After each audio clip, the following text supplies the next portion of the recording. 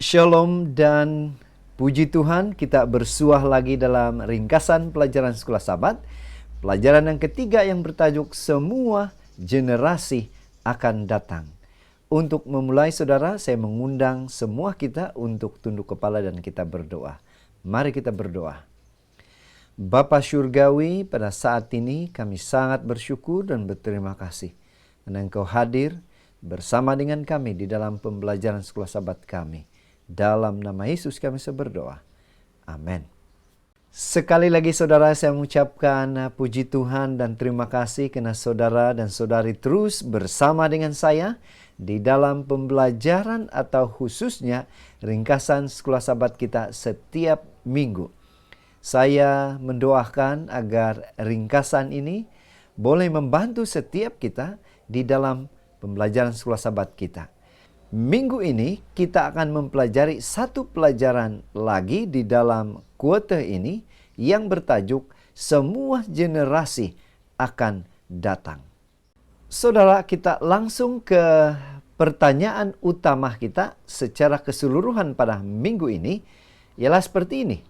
Apakah yang dosa lakukan terhadap ciptaan Tuhan?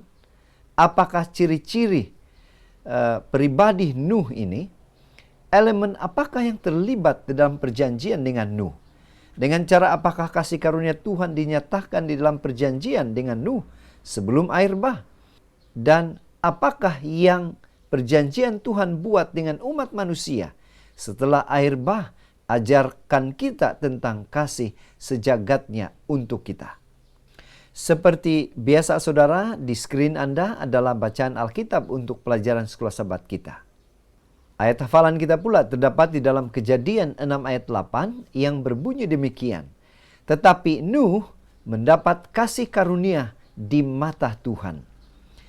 Saudara, menarik di sini bagaimana Nuh menerima kasih karunia ini, bagaimana Tuhan menyampaikannya, dan apa yang Nuh harus lakukan. Kita lihat di skrin saudara adalah gambaran bagaimana Nuh telah dipanggil atau diperintahkan oleh Tuhan membina sebuah bahtera. Apa yang kita lihat saudara di dalam Alkitab dan juga pada saat ini. Umat manusia semakin merosot dan hancur setelah dosa memasuki dunia kita. Kebanyakan manusia memutuskan untuk mengabdikan diri kepada dosa, khususnya pikiran yang berdosa. Meskipun demikian, ada satu golongan kecil yang sisa, yang memilih untuk taat dan memuji Tuhan. Tuhan campur tangan dengan cara yang drastik apabila kejahatan itu memuncak. Tuhan juga menemukan cara untuk memberi kita kesempatan kedua dalam kasih karunia-Nya.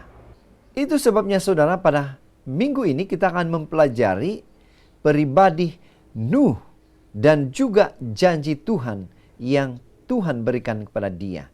Dan untuk mempelajari topik ini, kita akan membagikan kepada beberapa bahagian, yaitu prinsip dosa itu secara umumnya. Kemudian Nuh itu disebut sebagai seorang yang benar, perjanjian dengan Nuh, perjanjian dengan semua makhluk disebut pelangi. Dan yang terakhir, yang sisa hanya Nuh. Kita ke topik yang pertama, yaitu prinsip dosa itu secara umum. Yang menjadi pertanyaan ialah, apa janji Tuhan yang mengaitkan dosa? Apa kaitan dengan manusia? Kejadian 6 ayat 5 mengatakan, ketika dilihat Tuhan bahwa kejahatan manusia besar di bumi dan bahwa segala kecenderungan hatinya selalu membuahkan kejahatan semata-mata. Saudara, kita lihat di dalam buku Kejadian ini yang menceritakan tentang Nuh seterusnya, Tuhan melihat bahwa kejahatan manusia itu besar di bumi, bahwa kecenderungan hatinya selalu membuahkan kejahatan semata-mata. Nah saudara, mari kita lihat di dalam konteks Nuh pada ketika ini. Di dalam Kejadian 6 ayat 11 juga, adapun bumi itu telah rosak di hadapan Tuhan dan penuh dengan kejahatan atau kekerasan. Setelah dosa masuk ke bumi, manusia berubah dari sebutan sebagai sangat baik menjadi rosak. Dosa ketika itu semakin parah. Dosa tidak seperti luka terpotong atau kecederaan yang ada proses kesembuhan secara otomatis atau semula jadi. Sebaliknya saudara, dosa jika dibiarkan akan berlipat ganda, tidak akan puas sehingga membawa kepada kehancuran dan kematian. Itu makanya saudara, tidak hairanlah Tuhan membenci dosa. Tidak hairanlah cepat atau lambat, dosa akan dihapuskan. Tuhan yang adil dan penyayang tidak ada pilihan lain terhadap dosa, yaitu dosa harus dihapuskan. Walaupun Tuhan ingin menyingkirkan dosa, namun pertanyaannya, bagaimana Tuhan menghapuskan dosa ini? Walaupun Tuhan ingin menyingkirkan dosa, Dia ingin menyelamatkan orang-orang berdosa juga. Itulah maksud perjanjian tersebut. Kalau kita perhatikan di dalam Alkitab saudara, kita boleh melihat bagaimana perkembangan dosa ini terus berterusan. Kita melihat di dalam Kejadian 3, suatu cerita menceritakan tentang nenek moyang kita, Adam dan Hawa. Di mana perkembangan dosa itu, takut pada Tuhan, ketidakpercayaan, pembenaran diri. Kemudian Kejadian 4, keturunan seterusnya, Kain dan Habel, pembunuhan, pemberontakan terbuka melawan Tuhan. Kemudian dalam Kejadian 4, poligami, kurang menghargai nyawa manusia. Dan Kejadian 6, hamba Tuhan bergaul dengan orang-orang berdosa, kekerasan tidak terbatas. Saudara, artinya perkembangan dosa itu berterusan. Jadi apa yang Tuhan mau lakukan? Makanya saudara, kita tiba ke topik yang kedua, yaitu melalui Nuh, Tuhan melakukan sesuatu. Di sini kita melihat pribadi Nuh ini seorang yang benar. Siapa Nuh? Apa sifat Nuh yang berkenan kepada Tuhan? Kejadian 6 ayat 9 mengatakan, inilah riwayat Nuh. Nuh adalah seorang yang benar dan tidak bercelah di antara orang-orang sezamannya. Dan Nuh itu hidup bergaul dengan Allah. Saudara, apa yang menarik bagi Anda di dalam ayat ini? Menceritakan tentang Nuh. Saudara, dosa menyebabkan kehancuran dan kematian. Itulah sebabnya Tuhan membenci dosa. Dia ingin membentrasnya, tetapi Dia juga ingin menyelamatkan orang-orang berdosa. Itulah inti dari perjanjian Tuhan. Ketika Tuhan menilai situasi dunia, Dia mengamati bahwa kebanyakan manusia telah mencapai tingkat kejahatan dan pemberontakan yang begitu tinggi, sehingga mereka tidak lagi mendengar suara Roh Kudus. Namun tidak semuanya hilang. Masih ada beberapa orang yang mendengarkan Tuhan dan melayani Dia. Nuh adalah salah satunya. Dia adalah seorang yang benar dan tidak bercelah di hadapan Tuhan. Meski demikian, kebenarannya tidak cukup untuk menyelamatkannya dari hukuman Tuhan. Itu makanya Tuhan menetapkan perjanjiannya dengan Nuh karena kasih karunia. Pena Inspirasi juga menjelaskan kepada kita. Melalui kombinasi iman dan perbuatan Nuh yang konsistenlah yang menghukum dunia. Dia tidak hanya mengkhotbahkan kebenaran saat ini yang sesuai untuk saat itu, tetapi dia melakukan setiap khotbah. Seandainya dia tidak pernah mengangkat suaranya untuk mengamarkan pekerjaannya, karakter sucinya di antara yang rosak dan tidak saleh akan menjadi khotbah yang menghukum bagi orang yang tidak percaya dan tidak bermoral pada zaman itu.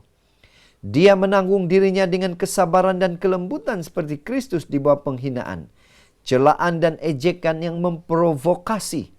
Suaranya sering terdengar dalam doa kepada Tuhan, memohon kuasa dan pertolongannya agar dia dapat melakukan semua perintah Tuhan. Ini adalah kekuatan yang menghukum orang yang tidak percaya. Saudara, inilah pribadi Nuh yang benar, yang tidak bercelah di mata Tuhan. Saudara, seterusnya, apa perjanjian Tuhan dengan Nuh? Itu makanya kita akan membahas ini di dalam topik yang ketiga. Apa perjanjian Tuhan dengan Nuh dan apa kaitan perjanjian itu dengan kita pada saat ini? Kejadian 6 ayat 18 mengatakan, "Tetapi dengan engkau aku akan mengadakan perjanjianku dan engkau akan masuk ke dalam bahtera itu. Engkau bersama-sama dengan anak-anakmu dan istrimu dan istri anak-anakmu." Lihat perjanjian Tuhan dengan Nuh. "Tetapi dengan engkau aku akan mengadakan perjanjianku dan engkau akan masuk ke dalam bahtera itu." Saudara, perjanjiannya ialah Tuhan memerintahkan, Tuhan mengamarkan Nuh untuk masuk ke dalam bahtera. Kenapa? Saudara, kita melihat bagaimana Tuhan membantu Nuh seperti melemparkan pelampung untuk seorang pelaut yang karam. Dia membuat perjanjian dengan Nuh. "Jika kamu mematuhiku, membangun bahtera dan memasukinya, maka aku akan menyelamatkan engkau dan keluargamu." Inilah perjanjian Tuhan dengan Nuh. Ini adalah anugerah murni. Itu adalah inisiatif Tuhan untuk menyelamatkan Nuh. Meskipun dia tidak melakukan apapun untuk memperoleh atau mendapatkan keselamatan itu. Intinya saudara, semuanya itu adalah karena anugerah Tuhan. Dan kita boleh melihat saudara, di dalam konteks ini perjanjian Tuhan dengan Nuh, Tuhan tidak mendapatkan keuntungan dari perjanjian itu. Namun Nuh akan kehilangan segalanya jika dia melanggarnya. Karena Tuhan rindu melihat orang-orang yang karam karena dosa, Tuhan mahu menyelamatkan mereka.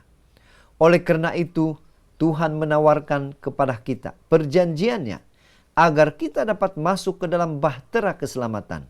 Bahtera yang sepertinya berbentuk salib, yaitu Yesus Kristus melalui kematiannya di kayu salib. Seterusnya saudara, topik yang keempat yaitu perjanjian dengan semua makhluk. Dan kita lihat di sini khususnya berkaitan dengan pelangi. Apa perjanjian untuk semua makhluk? Apa tanda perjanjian itu dan maknanya? Khususnya arti daripada pelangi itu. Kejadian 9 ayat 13 mengatakan, "Busurku kutaruh di awan, supaya itu menjadi tanda perjanjian antara aku dan bumi." Nah saudara, apa yang menarik adalah mengenai dengan busur. Apa maksud busur yang Tuhan nyatakan ini? Manusia harus menerima beberapa syarat untuk menjadi bahagian dari perjanjian kekal. Kita harus dengan rela menerima perjanjian Tuhan itu. Namun, perjanjian Tuhan dengan segala makhluk yang hidup yang tertulis dalam Kejadian 9:12 ini ada sedikit berbeza.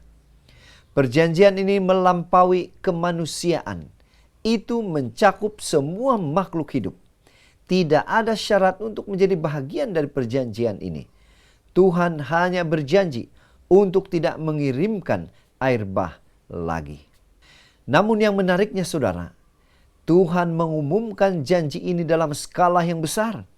Dia menggunakan hujan, fenomena baru bagi Nuh dan keluarganya, dan pembiasan cahaya untuk menggambarkan lengkungan warna-warna yang indah. Inilah pelangi itu. Ini adalah perjanjian yang unik dan tidak boleh dipatahkan. Tandanya akan bertahan selama bumi ada. Artinya saudara, pada saat ini kita masih boleh melihat akan pelangi. Artinya apa? Perjanjian Tuhan itu terus akan berlangsung dan menjadi bahagian untuk kita, untuk saudara. Dan yang terakhir saudara ialah topik yang kelima, yang sisa. Siapa yang sisa itu? Hanya Nuh. Mengapa disebut sisa? Apa kaitan dengan kita pada saat ini? Kejadian 7 ayat 23 mengatakan, "Demikianlah dihapuskan Allah segala yang ada, segala yang di muka bumi ini. hanya Nuh yang tinggal hidup dan semua yang bersama-sama dengan dia di dalam bahtera itu. Saudara, apa yang menjadi pengajaran kepada kita di dalam firman Tuhan ini, di dalam ayat ini? Latar belakangnya saudara, kata kerja yang tinggal atau tetap erat terkait dengan konsep sisa, sesuatu yang tersisa. Ayat-ayat yang boleh menjelaskan ini dipaparkan di screen. Tuhan menghakimi dunia purba dan menghukum mereka untuk dibinasakan karena kejahatan mereka. Tetapi Tuhan membuat perjanjian dengan yang sisa.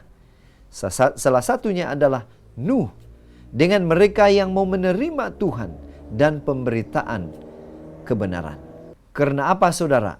Karena Tuhan akan menghakimi dunia. Perjanjiannya masih tersedia bagi semua yang mau menerimanya. Masih ada kawanan kecil yang sisa yang setia.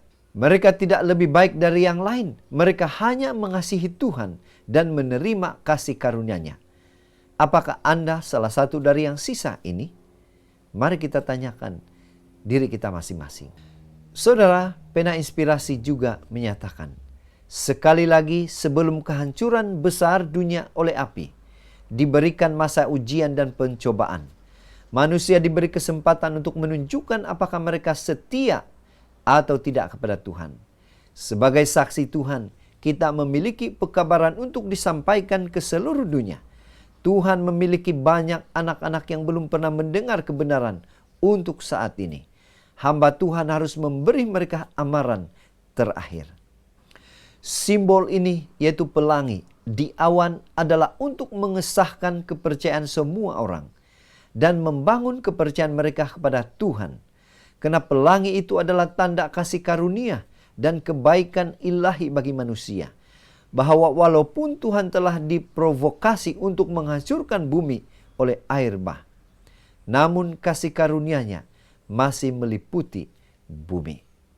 Jadi saudara, dari ringkasan pelajaran sekolah Sabat kita pada minggu ini, kita boleh menyimpulkan bahwa dalam pelajaran minggu ini kita telah memperhatikan bahwa perjanjian yang dibuat Tuhan dengan Nuh adalah yang pertama dibahaskan secara jelas dan terang dalam Alkitab. Perjanjian itu memperlihatkan minat Tuhan yang murah hati terhadap keluarga manusia dan keinginan Tuhan untuk menjalin hubungan yang bersifat menyelamatkan mereka. Tuhan menegaskan kembali perjanjiannya dengan Nuh. Komitmen Nuh kepada Tuhan melindunginya daripada kemurtadan yang berlaku dan akhirnya menyelamatkan dia dan keluarganya daripada penghakiman bencana yang dahsyat itu. Itu sebabnya saudara, marilah kita mencontohi Nuh bagaimana dia merespon akan perjanjian yang Tuhan berikan. Sekian saudara, ringkasan sekolah Sabat kita pada minggu ini. Semoga ini membantu kita di dalam pembelajaran sekolah Sabat kita. Tuhan memberkati. Mari kita berdoa. Bapa Syurgawi, pada saat ini, pertama-tama Tuhan, kami sangat bersyukur, berterima kasih karena kebaikan Tuhan menyertai kami di dalam pembelajaran sekolah Sabat kami pada minggu ini. Biarlah kami mengerti dan kami boleh mengaplikasikan, khususnya bagaimana kami boleh mencontohi Nuh untuk tetap setia, khususnya merespon akan perjanjian Tuhan itu. Terima kasih Tuhan. Dalam nama Yesus kami berdoa. Amin.